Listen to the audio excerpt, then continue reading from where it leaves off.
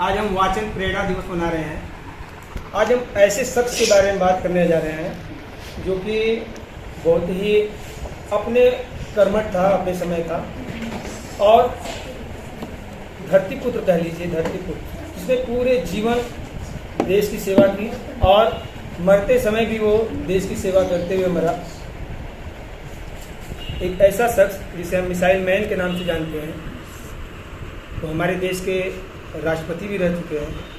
उनका नाम है APJ अब्दुल कलाम, जिनका जन्म सन 1931 में हुआ था तमिलनाडु में, एक छोटे से मछुआरे परिवार में। इनके पिताजी मछली या नौका का व्यापार करते थे, वहाँ मछली मार करके ले जाकर बेचते थे। ये लोग 4 भाई बहन थे, जिसमें APJ अब्दुल कलाम सबसे छोटे थे। उनका बचपन बहुत ही गरीबी में बीता। ये पेपर बेच करके पेपर बांटते थे सुबह में और फिर स्कूल जाया करते थे। स्कूल का जीवन इनका बहुत ही अच्छा नहीं रहा, बहुत ही कमज़ोर थे पढ़ने में। इनका सबसे फेवरेट सब्जेक्ट जो था वो था गणित। इन्होंने स्कूली शिक्षा हासिल की, यूनिवर्सिटी में दाखिला लिया, इसके बाद मद्रास में इन्होंने अपनी बाकी की शिक्षा पूरी की। इसके बाद इनका सपना था पायलट बनने का, और पायलट बनने के लिए इन्होंने ट्रेनिंग परीक्षा दिया, पास हुआ, मगर उनके आँख में कुछ प्रॉब्लम होने की वजह से वहाँ पे अनफिट हो गए। इसके बाद में इन्होंने PhD के लिए अप्लाई किया और PhD करना शुरू किया। इनका जो सब्जेक्ट था वो था एरोनॉटिकल इंजीनियर, अंतरिक्ष वैज्ञानिक का ग्रुप है। और फिर इनका सफ़र शुरू हुआ यहीं से। इन्होंने बहुत सारे काफ़ी उतार चढ़ाव देखे। ये नहीं कह सकते कि इन्होंने क्या नहीं किया, देश के लिए इन्होंने बहुत बड़ा योगदान दिया। आज अगर भारत का मस्तक अगर ऊंचा है तो उसमें APJ अब्दुल कलाम का नाम है।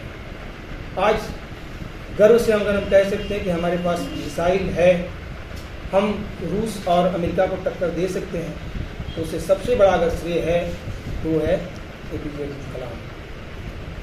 इन्होंने पहला परमाणु परीक्षण किया अपने देश में। उनका सपना था कि भारत एक परमाणु हथियारों का, यही जान लीजिए कि इनकी शादी कई बार तय हुई, मगर ये इतना बिजी रहा करते थे कि ये अपने शादी के दिन भूल गए कि आज हमारी शादी है। और इन्होंने उनको 7 घर का एक मतलब बहुत बड़ा सा दिया गया था एरिया, जिसमें ये रिसर्च करते थे। और इन्होंने कहा था अपने जो सिक्योरिटी गार्ड था कि कोई भी आए, चाहे कोई भी माता पिता कोई भी आए, उसे आपको हमारे अंदर नहीं आने देना है। इनके भाई साहब 2-3 बार गए वहाँ कि हमें अब्दुल जी से मिलना है, मगर उनको नहीं मिलने जाने दिया गया। जब इनका रिसर्च पूरा हुआ, फिर जब ये बाहर निकले तो इनसे कहा गया कि आपके पिताजी आए हुए थे, आपके भाई साहब आए हुए थे और आपको पूछ रहे थे। तो इन्होंने कहा कि इनको याद आया कि हमारे शादी था और शादी की डेट बीते 6 महीना। स्कूली जीवन में के ख़त्म होने के बाद इन्होंने एक विचार दिया।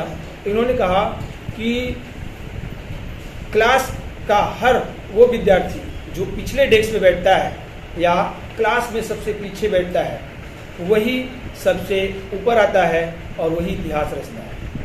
क्योंकि आगे बैठने वाला सिर्फ भ्रम में रहता है और जो पीछे बैठता है वो सबको ऑब्जर्व करने के बाद तब वो आगे बढ़ता है। इनका मानना था कि सपना देखो, मगर सोते हुए सपना मत देखो। सपने वो नहीं होते जो हम सोते हुए देखते हैं, सपने वो होते हैं जो हमें सोने नहीं देते।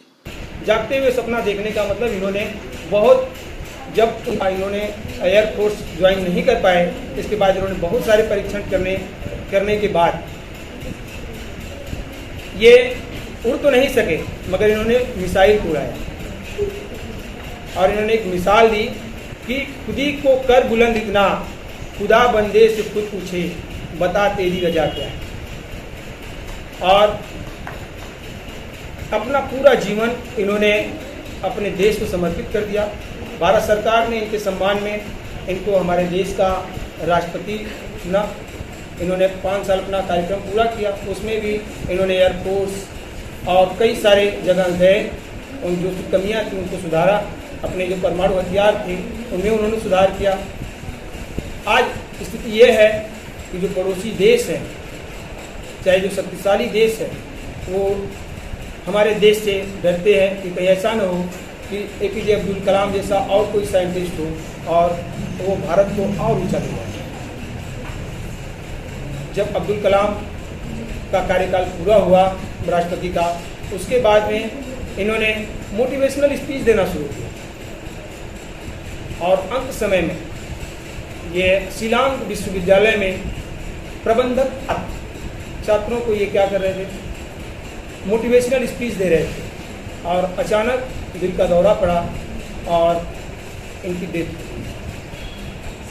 ऐसे महान हमारे वैज्ञानिक, हमारे देश के कर्मठ सपूत, जो कि जिया तो देश के लिए और मरा भी तो लेक्चर देते हुए अपने देश के लिए मरा, ऐसे सपूत को हम बार बार नमन करते हैं और प्रेरणा दिवस के इस अवसर पर हम उसे याद करते हैं। धन्यवाद।